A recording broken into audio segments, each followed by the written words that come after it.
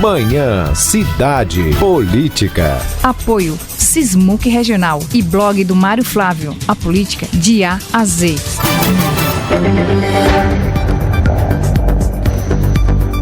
Mário Flávio, a investigação, né, essa operação da polícia tem tudo a ver com política também, né, Mário? A gente pode começar por esse assunto? Renata, olha, é um assunto que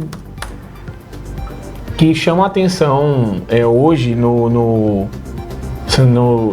noticiário político e policial, porque esse blogueiro que foi assassinado em setembro do ano passado, ele tinha muitos problemas de relacionamento, né, com com políticos aqui da região. Fez denúncias. Primeiro ele se envolveu numa confusão lá em Camusim de São Félix. Depois ele teve um problema em Toritama com a política do lá. E depois foi aqui em Caruaru. Ele fez várias acusações de rachadinha contra o gabinete da vereadora Cátia das Rendeiras. Também batia muito no presidente da Câmara, Bruno Lambreta, elogiava o Cabo Cardoso.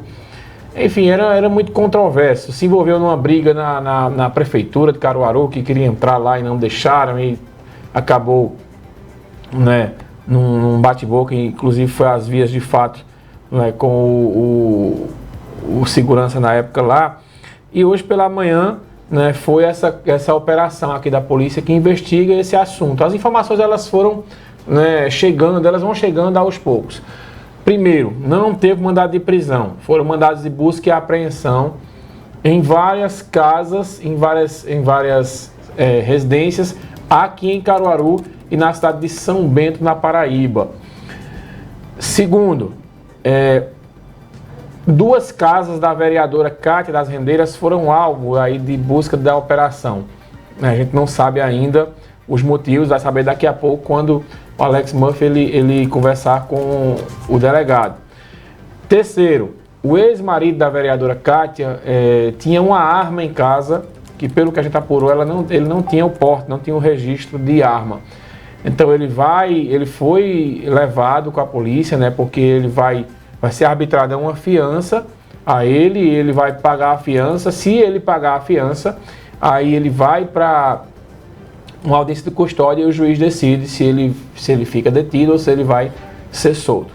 Então o que chama a atenção são buscas de duas casas da vereadora Cátia e também do ex-marido dela.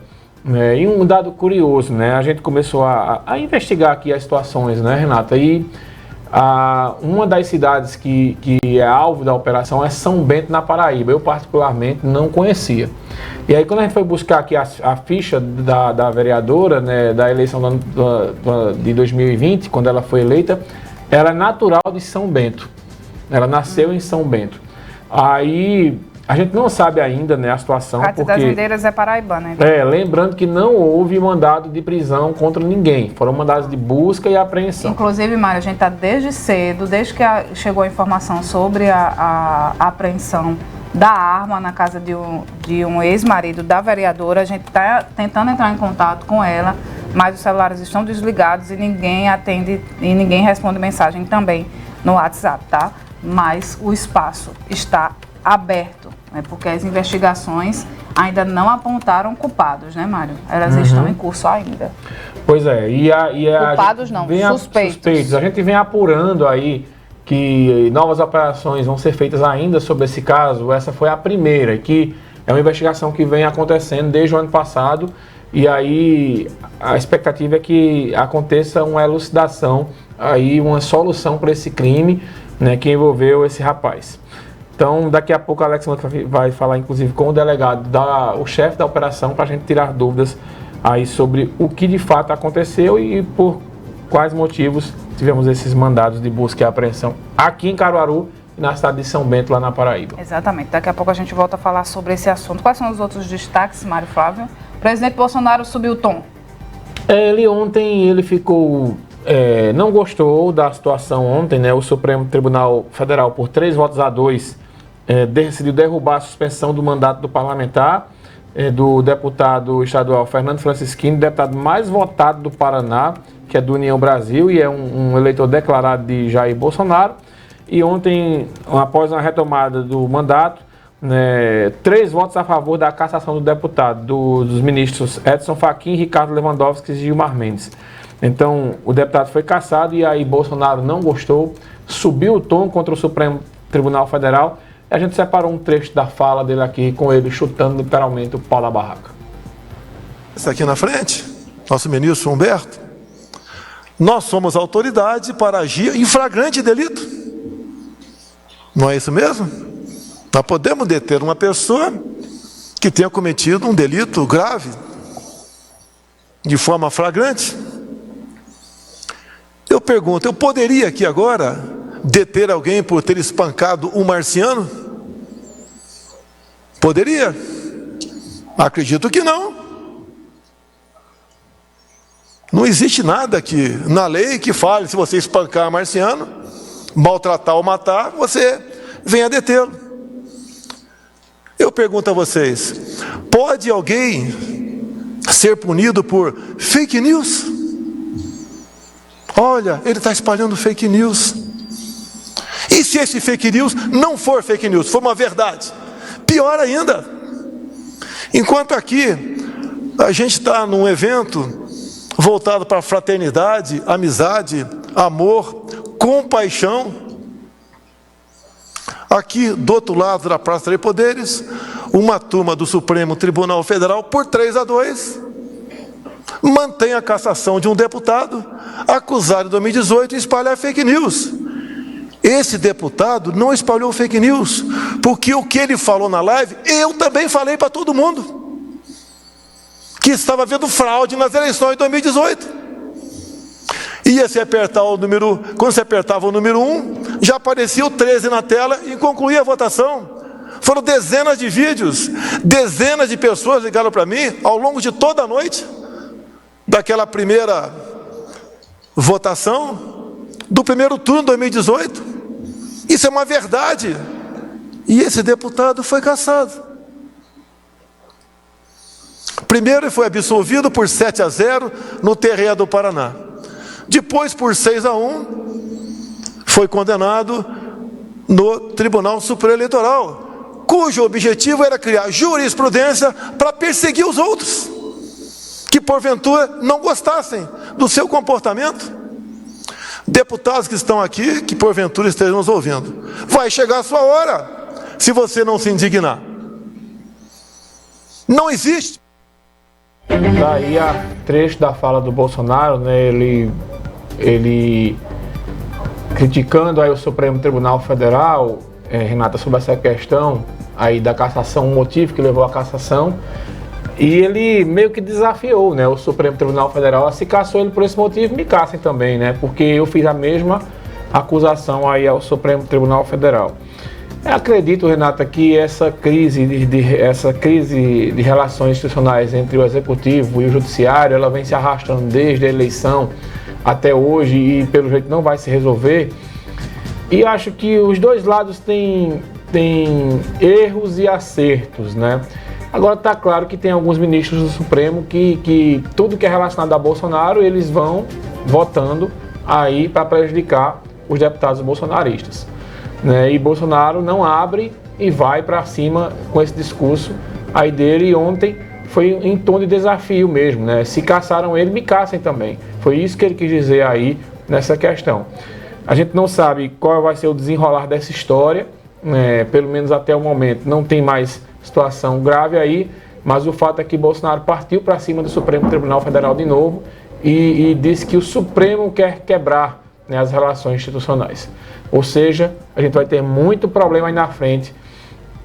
E seria muito bom, sabe, se os ministros eles ficassem mais votando e usando menos redes sociais, dando menos entrevistas, porque esse clima ele vai ficando tenso, ele vai se tensionando, porque os ministros como Gilmar Mendes, por exemplo, e o Edson Fachin falam muito, dão muitas entrevistas, e não é uma coisa muito comum. Você não vê juiz. A gente tem uma dificuldade enorme quando a gente quer entrevistar um juiz aqui em Caruaru ou em Pernambuco sobre um determinado assunto. E os ministros do Supremo não. Eles não só votam, como eles opinam em rede social, eles estão o tempo todo falando, e aí isso gera essa tensão aí, já que as votações deles são bastante polêmicas em relação a Bolsonaro. Ontem, aqui na política local, dois fatos, né? O Miguel Coelho anunciou aí que vai ter uma vice-mulher, A gente apurou que é a Alessandra Vieira, provavelmente é sindicada. O Gabriel Pedrosa fez até uma matéria lá pro meu blog, tem lá quem quiser entender sobre isso. E segundo, o governador Paulo Câmara fez um pronunciamento sobre a Compesa. Vamos ouvir aí o que disse o governador e ver. Estamos monitorando as consequências das chuvas e as ações de apoio aos municípios. E temos mais uma notícia importante de assistência à população. Vamos isentar de pagamento da conta da Compesa por 3 meses as mais de 80 mil famílias atingidas pelas chuvas. As contas de água de maio, junho e julho não serão cobradas para as pessoas cadastradas pelas prefeituras como inscritas no Cade Único e prejudicadas pelos últimos temporais. Além disso, o Auxílio Pernambuco de R$ 1.500 e a pensão vitalícia para os dependentes das vítimas devem ser aprovadas ainda essa semana pela Assembleia. Continuamos trabalhando para amenizar os efeitos das chuvas e prestar apoio à população. Muito bem, então tá aí a fala do governador. O curioso foi que após o governador ter anunciado isso, né, vários políticos tentaram trazer para si a paternidade dessa ação. O pré-candidato ao governo, Danilo Cabral, mandou um material dizendo que foi um pedido dele, e a líder da oposição, das líderes da oposição na Assembleia, Priscila Krause, também mandou um material dizendo que ela apresentou um requerimento solicitando aí essa isenção. Ou seja... Só reforço mais uma vez, não existem vítimas das chuvas. Existem vítimas da falta de infraestrutura desses locais, da falta de investimento em drenagem, de asfalto em cima de asfalto, de aterro de mangue, de falta de moradia digna, do déficit habitacional. E tudo isso está na conta de quem passou pela gestão do Recife, região metropolitana e do Estado. Nos últimos anos não, sempre. Nos últimos sempre. 10h21 aqui na sua Rádio Cidade. Vamos voltar a chamar o repórter Alex Murphy, que traz as informações sobre a operação da Polícia Civil, Operação Influência Digital, né, que foi deflagrada hoje cedo aqui em Caruaru. Pode dividir tela já, tá, Jailson? Hoje cedo aqui em Caruaru, né, e faz parte das investigações do assassinato do blogueiro Alisson Wagner Alves, em setembro do ano passado. Ele era conhecido por fazer denúncias de políticos em cidades da região e aqui em Caruaru ele chegou a falar sobre um suposto esquema de rachadinha na Câmara Municipal. Alex, a polícia já deu outros detalhes sobre os trabalhos de hoje? Olá, muito bom dia para você novamente, Renata, bom dia para Mário, bom dia a todos que estão aí acompanhando o Manhã Cidade. Eu falo ao vivo aqui da sede da DINTER, né? A diretoria integrada do Agreste, aqui do interior, na verdade, aqui no complexo da Polícia Civil, aqui que fica no batalhão do 4º BPM, né? E sobre esse assunto, Renata, a gente vai conversar agora com o doutor Eric Costa, ele que é gestor da divisão de homicídios do Agreste, né? Vai passar mais detalhes para a gente agora ao vivo. Doutor, muito bom dia, seja bem-vindo à Rádio Cidade e ao Manhã Cidade. A operação Influência Digital foi deflagrada na manhã de hoje, né? 7 mandados de busca e apreensão foram expedidos aqui, né, pela comarca do Tribunal do Júri aqui de Caruaru, e esses mandados foram cumpridos em quantos endereços aqui em Caruaru e também outros, né, foram cumpridos na Paraíba. Gostaria que o senhor passasse detalhes para a gente agora. Bom dia. Bom dia a todos. De fato, nós iniciamos uma investigação logo que ocorreu o fato criminoso, em setembro do ano passado. Essa investigação ela evoluiu. Nós chegamos a suspeitos desse crime e também a possível motivação. Em decorrência disso, nós representamos pela expedição de mandado de busca nos endereços desses alvos. O juiz aqui da vara do Tribunal do Júri expediu esses mandados e na data de hoje nós realizamos o cumprimento desses mandados a fim de tentar obter maiores elementos a respeito, né, dessa investigação. O blogueiro, ele era muito polêmico, né, causou muita polêmica aí, inclusive envolvendo aí parlamentares, né, e até acusando alguns deles aí de envolvimento em possíveis rachadinhas. Nos 4 endereços aqui de Caruaru, tem relação com algum parlamentar ou foi encontrado algo, por exemplo, tipo armas de fogo, drogas ou algo do tipo? Com relação aos alvos, aos investigados, até por força de lei eu não posso identificá-los, né? Mas em 2 locais foram encontradas 2 armas de fogo. Essas armas vão ser encaminhadas para o Instituto de Criminalística para a perícia, né, para ver se tem alguma relação com o fato criminoso. Mas em relação aos alvos investigados, infelizmente, né, por força de lei, nós não podemos informar. No caso, onde essas armas, nas residências, né, ou na residência que foram encontradas aí essas armas, havia pessoas lá, elas foram detidas ou não? O proprietário da arma, ele não estava na residência, uma inclusive foi encontrada embaixo de um sofá.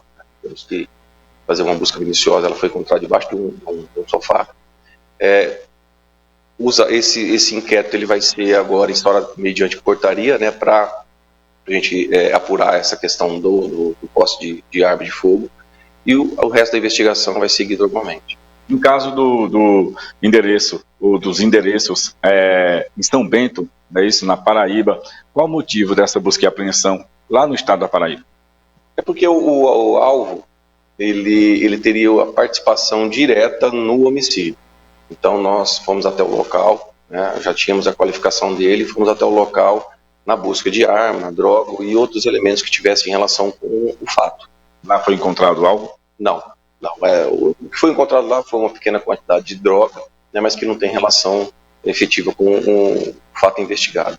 E daqui por diante, o que acontece, delegado? O inquérito ele segue, né, nós vamos apurar novos elementos em decorrência dessas buscas, né, vamos encaminhar todo esse material para perícia e para análise dos investigadores, e posteriormente esse inquérito vai ser encaminhado tanto para o Ministério Público quanto para o Poder Judiciário. Ok, doutor, muito obrigado, por sua participação. Mário, Renata, alguma pergunta aqui para o doutor Eric Costa? Eu sei que ele não pode citar os nomes, né? Ele já falou aí, Alex, isso. Mas o crime teria motivação política, pelo menos se ele pudesse confirmar se essa é uma linha de investigação? Doutor Mário está perguntando aqui se, claro, o senhor não pode citar alvos, né, investigados ou algo do tipo, mas o senhor poderia falar para a gente se o crime teria motivo político? Não, motivo político não. Não seria a motivação do crime, né? Todas as linhas de investigação, desde o início do crime, elas foram estudadas e foram averiguadas. A real motivação do crime, finalizando o inquérito, né, isso a gente vai poder abrir mais informações a respeito, né, tanto da autoria quanto da motivação. Perfeito, então. Muito obrigado, por sua participação. Volto com vocês aí no estúdio. Obrigada, Alex. O delegado ele não quis comentar, mas a gente já sabe, né, Renata, por meio de nossas fontes,